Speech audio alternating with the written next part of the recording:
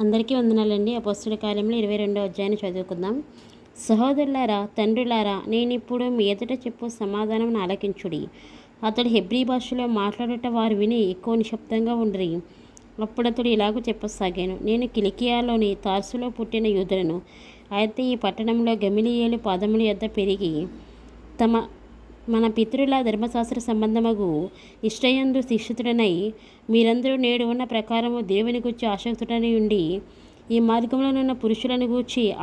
ఈ మార్గంలోనున్న పురుషులను స్త్రీలను బంధించి చెరసలలో వేయించుచు మరణం వరకు హింసించి తిని, ఇందుని గురించి ప్రధాన యాజకుడును పెద్దలందరూ నాకు సాక్షులై ఉన్నారు. నేను వారి వలన సహోదరుల యొద్దకు పత్రికలు తీసుకుని దమస్కులోని వారిని కూడా బంధించి దండించుటకై యెరూషలేమునకు తేవాలని అక్కడికి వెళ్ళి తిని, నేను ప్రయాణము చేయుచు దమస్కునకు సమీపించినప్పుడు మధ్యాహ్న కాలమందు ఆకాశం నుండి గొప్ప వెలుగు అకస్మాత్తుగా నా చుట్టూ ప్రకాశించెను. నేను నేల మీద పడి, సౌలా సౌలా, నీవెందుకు నన్ను హింసించుచున్నావని నాతో ఒక స్వరం పలుకుట వింటిని. అందుకు నేను, ప్రభువా, నీవెవడవని అడిగినప్పుడు ఆయన, నేను నీవు హింసించున్న నజరేయుడనగు యేసు అని నాతో చెప్పాను. నాతో కూడా ఉన్నవారు ఆ వెలుగును చూచిరి, కానీ నాతో మాట్లాడేవాని స్వరము వారు వినలేదు. అప్పుడు నేను, ప్రభువా, నేనేమి చేయవలని అడుగగా, ప్రభువు, నీవు లేచి దమస్కులోనికి వెళ్ళుము, అక్కడ నీవు చేయుటకు నియమబడినవన్నీ నీకు చెప్పబడునని నాతో అనెను. ఆ వెలుగు యొక్క ప్రభావం వలన నేను చూడలేకపోయినందున నాతో కూడా ఉన్నవారు నన్ను నడిపింపగా దమస్కులోనికి వచ్చి తిని, అంతటి ధర్మశాస్త్రము చొప్పున భక్తిపరుడను అక్కడ కాపురమున్న యూదులందరి చేత మంచి పేరు పొందినవాడునైన అననీయ అను ఒకడు నా యొద్దకు వచ్చి నిలిచి, సౌలా, సహోదర, దృష్టి పొందమని నాతో చెప్పగా, ఆ గడియలోనే నేను దృష్టి పొంది అతని చూచి తిని. అప్పుడు అతడు, మన పితరుల దేవుడు తన చిత్తమును తెలుసుకొనుటకును ఆ నీతిమంతుని చూచుటకును ఆయన నోటి మాట వినుటకును నిన్ను నియమించి ఉన్నాడు. నీవు కన్నవారిని గూర్చియు విన్నవారిని గూర్చియు సకల మనుషుల ఎదుట ఆయనకు సాక్షివై ఉందువు. గనుక నీవు తడువు చేయట ఎందుకు? లేచి ఆయన నామం బట్టి ప్రార్థన చేసి బాప్తిస్మం పొంది నీ పాపములను కడిగి వేసుకొనమని చెప్పాను. అంతటి నేను యెరూషలేమునకు తిరిగి వచ్చి దేవాలయంలో ప్రార్థన చేయుచుండగా పరవశుడనై ప్రభువును చూచి తిని. అప్పుడు ఆయన, నీవు త్వరపడి యెరూషలేమును విడిచి శీఘ్రంగా వెళ్ళుము, నన్ను గూర్చి నీవిచ్చు సాక్ష్యము వారు అంగీకరింపరని నాతో చెప్పాను. అందుకు నేను, ప్రభువా, ప్రతి సమాజ మందిరంలోనూ నీ యందు విశ్వాసముంచు వారిని నేను చెరసాల్లో వేయించుచు కొట్టుచూ నుండినని వారికి బాగుగా తెలియను. మరియు నీ సాక్షి అయిన స్తెఫను రక్తము చిందింపబడినప్పుడు నేను కూడా దగ్గర నిలిచి అందుకు సమ్మతించి అతని చంపిన వారి వస్త్రములకు కవలింటినని చెప్పి తిని. అందుకు ఆయన, వెళ్ళుము, నేను దూరముగా అన్యజనుల యొద్దకు నేను పంపుదనని నాతో చెప్పాను. ఈ మాట వరకు అతడు చెప్పినది వారు ఆలకించుచుండ్రి. అప్పుడు, ఇటువంటి వాడు బ్రతుకతగడు, భూమి మీద ఉండకుండా వారిని చంపివేయడని కేకలు వేసిరి. వారు కేకలు వేయుచు తమ పైబట్టలు విదిల్చుకుని ఆకాశము తట్టు దుమ్మెత్తి పోయిచుండగా వారు అతనికి విరోధంగా ఇలా కేకలు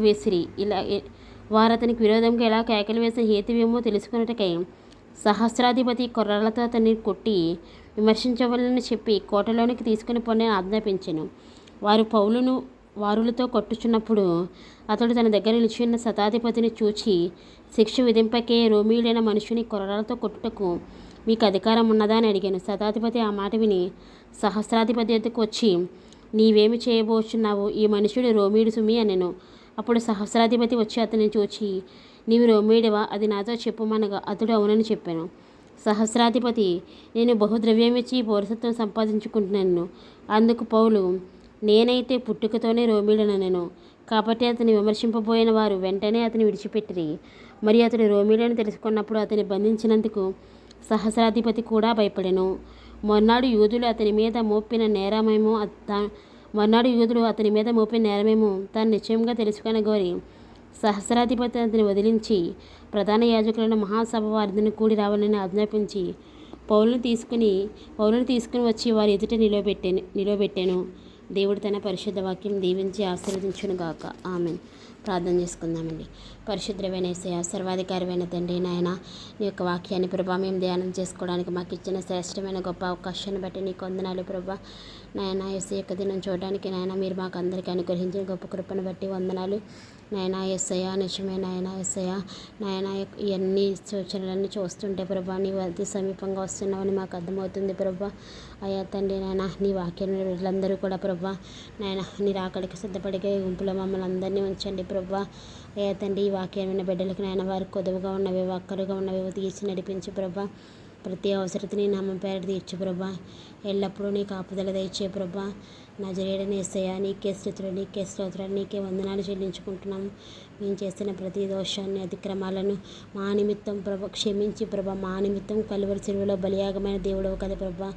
నాయనా నీ గొప్ప ప్రేమను బట్టి, నీ గొప్ప కరుణను బట్టి నీకు వందనాలు ప్రభా. నేను ఈ వాక్యమైన బిడ్డల వారి కుటుంబంలో ఉన్న అవసరాలు తీర్చండి, ఆర్థిక అవసరతలు తీర్చండి, వారి యొక్క శారీరక అవసరతలు తీర్చండి నాయన. అలాగే ప్రభా తండ్రి వారికి ఏదైనా బలహీనత ఉంటే స్వస్థపరచండి నాయన. ఆత్మీయ మేలుతో నింపి నడిపించండి నాయన. వేసే ఆత్మీయ బలహీనతగా ఉంటే తీసివేసి స్వస్థపరచండి. శారీరకంగా నాయన ఏదైనా బలహీనత ఉంటే నాయన స్వస్థపరచండి. ఎల్లప్పుడూ తోడై ఉండి నడిపించండి. దేవాది దేవుడివైన యేసయ్యా నీకే స్తుతులు, నీకే స్తోత్రాలు, వందనాలు చెల్లించుకుంటున్నాం ప్రభా. యేసు నామములో ప్రార్థించి స్తుతించి వేడుకుంటున్నాము తండ్రి. ఆమేన్.